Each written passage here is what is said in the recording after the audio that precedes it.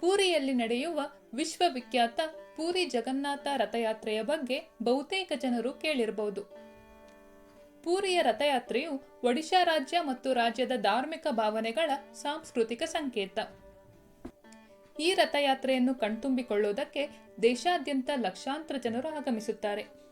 ರಥೋತ್ಸವದ ಸಮಯದಲ್ಲಿ ಕಾಲಿಡೋಕು ಜಾಗವಿಲ್ಲದಿದ್ರೂ ಈ ದೇವರ ದರ್ಶನ ಪಡೆಯಲು ಮುಗಿಬೀಳ್ತಾರೆ. ರಥಯಾತ್ರೆಗಾಗಿ ರಚಿಸಲಾಗುವ ಪೂರಿ ರಥವೇ ಒಂದು ವಿಶೇಷ.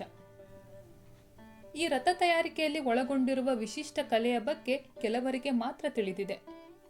ಈ ರಥದಲ್ಲಿ ಜಗನ್ನಾಥ, ಬಲಭದ್ರ ಮತ್ತು ಸುಭದ್ರರು ಗುಂಡೀಚಾ ದೇವಸ್ಥಾನಕ್ಕೆ ಪ್ರಯಾಣ ಬೆಳೆಸುತ್ತಾರೆ. ಜಗನ್ನಾಥನ ರಥಕ್ಕೆ ನಂದಿಘೋಷ ಎಂದು ಹೆಸರು. ಬಲಭದ್ರನ ರಥವನ್ನು ತಾಳಧ್ವಜ ಮತ್ತು ಸುಭದ್ರೆಯ ರಥವನ್ನು ದರ್ಪದಲನ ಎಂದು ಕರೆಯಲಾಗುತ್ತದೆ. ಪ್ರತಿ ವರ್ಷ ಈ ರಥಗಳನ್ನು ಹೊಸದಾಗಿ ರಚಿಸಿ ರಥಯಾತ್ರೆಯಲ್ಲಿ ಪಾಲ್ಗೊಳ್ಳುತ್ತದೆ. 9 ದಿನಗಳ ರಥಯಾತ್ರೆ ಮುಗಿದ ನಂತರ ಪ್ರತಿ ವರ್ಷ ರಥಗಳನ್ನು ವಿಸರ್ಜಿಸಲಾಗುತ್ತದೆ. ಕಥಾ ಉಪನಿಷತ್ತಿನ ಪವಿತ್ರ ಪಠ್ಯದ ಮೂಲಕ ಈ ರಥಗಳ ಮಹತ್ವವನ್ನು ಅರ್ಥ ಮಾಡಿಕೊಳ್ಳಬಹುದು. ರಥವು ದೇವತೆಯ ದೇಹವನ್ನು ಹೋಲುತ್ತದೆ. ರಥದೊಳಗೆ ಇರಿಸಲಾಗಿರುವ ದೇವತೆಯ ಚಿಹ್ನೆಗಳು ದೇವತೆಯ ಚೈತನ್ಯವನ್ನು ಹೋಲುತ್ತದೆ. ವಿಶ್ವಕರ್ಮ ಮಹಾರಾಣರು ಎಂದು ಕರೆಯಲ್ಪಡುವ ಬಡಗಿಗಳಿಗೆ ಮಾತ್ರ ತಮ್ಮ ಪೂರ್ವಜರಿಂದ ಬಂದ ರಥಗಳನ್ನು ರಚಿಸುವ ವಿದ್ಯೆ ತಿಳಿದಿರುತ್ತದೆ. ಈ ರಥಗಳನ್ನು ಚಲಿಸುವ ದೇವಾಲಯವೆಂದೇ ಭಾವಿಸಲಾಗುತ್ತದೆ. ರಥ ನಿರ್ಮಾಣದ ಸಂಪ್ರದಾಯದ ಪ್ರಕಾರ ನಂದಿಘೋಷ ರಥ ಅಂದರೆ ಜಗನ್ನಾಥನ ರಥ 33 ಮೊಳ ಎತ್ತರವಿದೆ. ಈ ರಥವನ್ನು ನಿರ್ಮಿಸಲು 16 ಚಕ್ರಗಳು ಮತ್ತು 832 ಮರದ ತುಂಡುಗಳನ್ನು ಬಳಸಲಾಗಿದೆ. ಈ ರಥದ ಹಗ್ಗದ ಹೆಸರು ಶಂಖಚೂಡ ನಾಗಿನಿ ಮತ್ತು ಈ ರಥದ ಸಾರಥಿ ದಾರುಕ. ಈ ರಥದ ದ್ವಾರಪಾಲಕರು ಜಯ ಮತ್ತು ವಿಜಯ. ಸುಭದ್ರೆಯ ದರ್ಪದಲನ ರಥವು 31 ಮೊಳ ಎತ್ತರವಿದೆ. ಇದು 12 ಚಕ್ರಗಳನ್ನು ಹೊಂದಿದೆ. ಈ ರಥವನ್ನು ನಿರ್ಮಿಸಲು 593 ಮರದ ತುಂಡುಗಳನ್ನು ಬಳಸಲಾಗಿದೆ. ಈ ರಥದ ಹಗ್ಗದ ಹೆಸರು ಸ್ವರ್ಣಚೂಡ ನಾಗಿನಿ ಮತ್ತು ಈ ರಥದ ದ್ವಾರಪಾಲಕರು ಗಂಗಾ ಜಮುನಾ. ಈ ರಥದ ಸಾರಥಿ ಅರ್ಜುನ.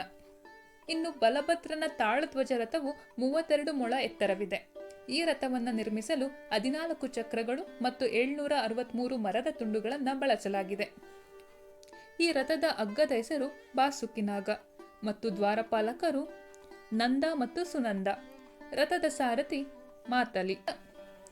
ಸ್ಕಂದ ಪುರಾಣದಲ್ಲಿ ರಥದ ಅಲಂಕಾರವನ್ನು ವಿವರಿಸಲಾಗಿದೆ. 3 ರಥಗಳನ್ನು 1120 ಮೀಟರ್ ಬಟ್ಟೆಯಿಂದ ಮುಚ್ಚಲಾಗುತ್ತದೆ. ಜಗನ್ನಾಥನ ರಥದ ಚಾವಣಿಯಲ್ಲಿ ಕೆಂಪು ಮತ್ತು ಹಳದಿ ಬಟ್ಟೆಯನ್ನು ಬಳಸಲಾಗಿದೆ. ಅದೇ ರೀತಿ ಬಲಭದ್ರನ ತಾಳಧ್ವಜ ರಥದಲ್ಲಿ ಕೆಂಪು ಮತ್ತು ಹಸಿರು ವಸ್ತ್ರಗಳನ್ನು, ದರ್ಪದಲನನೆಂದು ಕರೆಯಲ್ಪಡುವ ಸುಭದ್ರೆಯ ರಥದಲ್ಲಿ ಕೆಂಪು ಮತ್ತು ಕಪ್ಪು ಬಟ್ಟೆಗಳನ್ನು ಬಳಸಲಾಗಿದೆ. ಹಿಂದೆ ರಥದ ಚಕ್ರದಡಿಯಲ್ಲಿ ಭಕ್ತರೊಬ್ಬರು ಆಕಸ್ಮಿಕವಾಗಿ ಸಾವನ್ನಪ್ಪಿದ್ದರಿಂದ ಭಕ್ತರ ಸುರಕ್ಷತೆಗಾಗಿ ರಥಕ್ಕೆ ಮರದ ಬ್ರೇಕ್ ಸಿಸ್ಟಮ್ ಅಳವಡಿಸಿಕೊಳ್ಳಲಾಗಿದೆ. ಚಕ್ರಗಳು ಮತ್ತು ರಥಗಳನ್ನು ಮಾಡುವಾಗ ಯಾವುದೇ ಕಬ್ಬಿಣದ ಮೊಳೆಗಳನ್ನು ಬಳಸಲಾಗುವುದಿಲ್ಲ. ರಥಗಳನ್ನು ನಿರ್ಮಿಸಿದ ನಂತರ ಇಂಜಿನಿಯರ್ಗಳ ತಂಡವು ಗುಂಡೀಚಾ ದೇವಸ್ಥಾನಕ್ಕೆ ಭವ್ಯವಾದ ಮಾರ್ಗವಾದ ಬಡದಂಡದಿಂದ ಪ್ರಯಾಣಿಸುವ ಮೊದಲು ರಥಗಳನ್ನು ಫಿಟ್ನೆಸ್ಗಾಗಿ ಪರೀಕ್ಷಿಸಲಾಗುತ್ತದೆ. ಇಂಜಿನಿಯರಿಂಗ್ ಮಾತ್ರವಲ್ಲದೆ ರಥ ತಯಾರಿಕೆಯ ಸಾಮಾಜಿಕ ಆಧ್ಯಾತ್ಮಿಕ ಪರಿಕಲ್ಪನೆಗಳು ಈ ಚಲಿಸಬಲ್ಲ ದೇವಾಲಯಗಳನ್ನು ಅನನ್ಯವಾಗಿಸುತ್ತದೆ.